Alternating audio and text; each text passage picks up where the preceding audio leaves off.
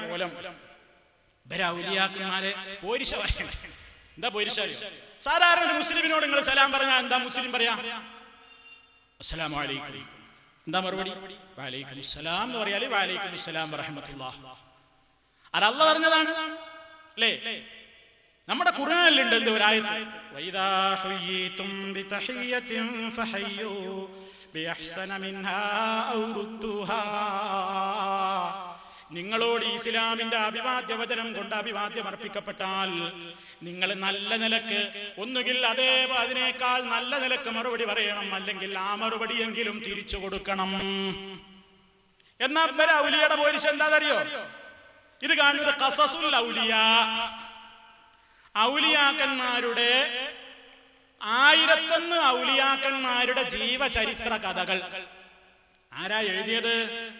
വിവർത്തനം അൽഹാജ് KV മുഹമ്മദ് മുസ്ലിയാർ പന്താവൂര്. മറക്കരുത്. ഇതൊക്കെ വായിക്കുമ്പോൾ നിങ്ങൾ മനസ്സിലാക്കണത് ആരായി പന്താവൂര്. കാന്തപുരത്തിന്റെ ഗ്രൂപ്പുകാരുടെ പത്രത്തിൽ അയാളെ പരിചയപ്പെടുത്തിയത് എന്താ? സുന്നി സാഹിത്യ തറവാട്ടിലെ കാവലാള മൂപ്പര്. ഇസ്ലാമിക ഗ്രന്ഥരചനാ ലോകത്തെ കുലപതിയാണ്. ആ മൂപ്പരുടെ പുസ്തകം. ഈ ആധികാരികതയൊക്കെ എവിടെയും പോകണ്ടല്ലോ. ഇതിലെന്താ പറഞ്ഞത്? സലാം പറഞ്ഞപ്പോ ബല്ല ഒരു ഔലിയ സലാം അടക്കുകയാണ്. ഷെയ്ഖ് അബൂ യസീദുൽ ബിസ്താമി തന്റെ ശിഷ്യന്മാരോടൊപ്പം ഒരു യാത്ര ചെയ്യുകയായിരുന്നു. അബൂ യസീദുൽ ബിസ്താമി തന്റെ ശിഷ്യന്മാരോടൊപ്പം ഒരു യാത്ര ചെയ്യണം. ഒരു അങ്ങാടിയിൽ നടുറോട്ടിൽ ഒരു ഫക്കീർ കിടക്കുന്നു. ഇയാളെ കണ്ണിലതാ കാണുന്നത്. നടുറോട്ടിലുണ്ട് ഒരു ഫക്കീർ കിടക്കുന്നു. വെറും ഒരു അസ്ഥി പഞ്ചരം, മജ്ജയും മാംസവും വറ്റിപ്പോയ ഒരു പേക്കോലം, പ്രാകൃത വേഷം. ഒരു ഔലിയാപ്പാപ്പാന്റെ കോലം പറയുന്നു. ഷെയ്ഖ് അബൂ യസീദുൽ ബിസ്താമി ആ ഫക്കീറിന്റെ അടുത്തേക്ക് ചെന്നു. സവിനയം പറഞ്ഞാൽ മനസ്സിലായല്ലോ, വളരെ വിനയത്തോടുകൂടി സലാം ചൊല്ലി അസ്സലാമു അലൈക്കും എന്ന് സലാം ചൊല്ലിയപ്പോൾ മടക്കാതെ ആ ഫക്കീർ ഒരു അലർച്ച, പോ കഴുതേ. സലാം അടക്കണേ.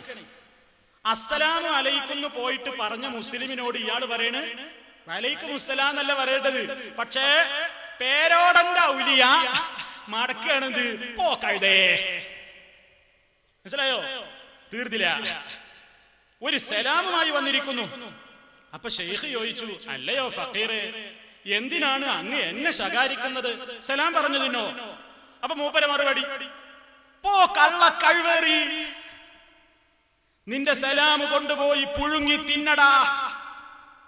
എന്താ കൂട്ടരെ, ഇത് ഇസ്ലാമാണോ? ഇതേത് സഹാബത്ത് അങ്ങനെ മടക്കിയത്? ഏത് ഔലിയ ചരിത്രത്തിൽ ഇങ്ങനെ മടക്കിയത്? നിങ്ങളെ ഈ കള്ള ഔലിയ അല്ലാതെ.